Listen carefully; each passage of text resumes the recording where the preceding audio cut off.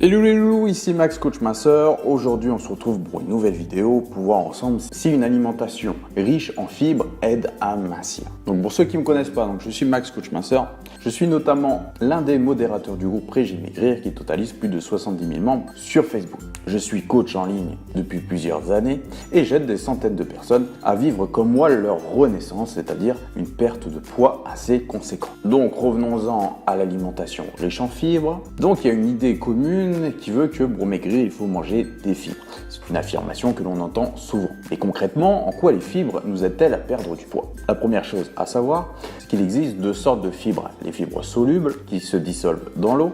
On les retrouve notamment dans l'avoine, l'orge, les oranges, les haricots verts ou bien les lentilles. Et nous avons les fibres insolubles, quant à elles, qui ne se dissolvent pas, elles absorbent l'eau. Ces dernières sont notamment présentes dans le son de blé, le pain complet ou les céréales complètes. Donc il faut savoir que le rôle numéro 1 des fibres solubles est de régler la glycémie, c'est-à-dire le taux de sucre dans le sang. Lorsque l'on consomme des glucides, ceux-ci sont assimilés par l'organisme, ce qui augmente la glycémie. Cette augmentation conduit à une production d'insuline, une hormone dont le rôle est justement de stocker le sucre excédentaire sous forme de graisse dans les cellules spécialisées. Le résultat est, bien sûr, vous vous y attendez, c'est qu'on grossit.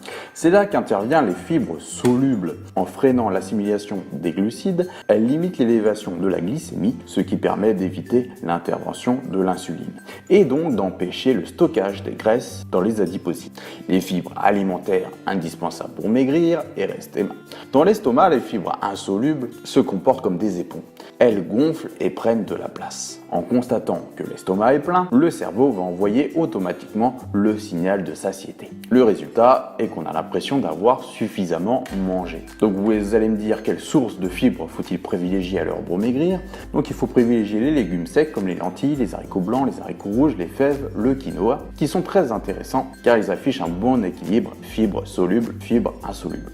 Sinon, le pain complet est également un bon choix, facile à adopter au quotidien. Vous allez me dire aussi à quelle fréquence doit-on manger les fibres? Eh bien c'est simple, il faut une source de fibres à chaque repas. Une tranche de pain complet au petit déjeuner, puis des légumes secs au déjeuner, comme une salade de quinoa par exemple, ou une poignée d'amandes au goûter et des légumes à la vapeur au dîner. Voilà, donc vous l'aurez compris, une alimentation riche en fibres aide bien entendu à mincir en se sentant plus vite rassasié. Mais le tout est de choisir les bonnes fibres et d'en apporter à chaque repas. Voilà, c'était Max Coach Minceur, je vous dis à bientôt pour une prochaine vidéo. N'hésitez pas à visiter mon site donc fatatakcoaching.info où je vous donne gratuitement mes 50 meilleurs conseils minceurs ainsi qu'un e-book qui va vous permettre de voir toutes les heures que vous faites au sport et qui vous empêche de maigrir. Je vous dis à bientôt pour une prochaine vidéo, c'était Max Coach Minceur, bye.